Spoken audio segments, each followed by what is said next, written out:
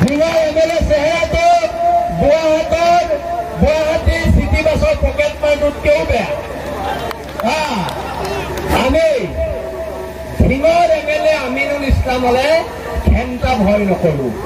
আমিনুল ইছলামক আগতেও কৈছিলো লাগিবি নি, আমিনুল ইছলামে নোৱাৰিলে ক'বলৈ লাগিম বুলি।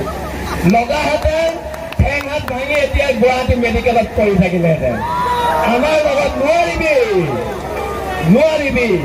ঢিঙৰ MLA চেহেৰাটো গুৱাহাটীৰ চিটি বাছৰ পকেট মাৰটোতকৈও বেয়া।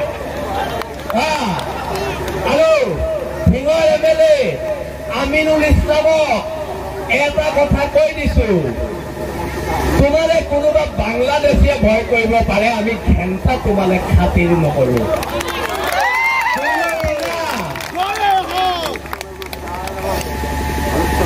আমি ঢিঙৰ MLA আমিনুল ইছলামলে ঘেণ্টা ভয় নকৰো। আমিনুল ইছলামক আগতেও কৈছিলো লাগিবি নি, আমিনুল ইছলামে নোৱাৰিলে ক'বলৈ লাগিম বুলি। লগাহেঁতেন ঠেং হাত ভাঙি এতিয়া গুৱাহাটী মেডিকেলত পৰি থাকিলেহেঁতেন। আমাৰ লগত নোৱাৰিবি।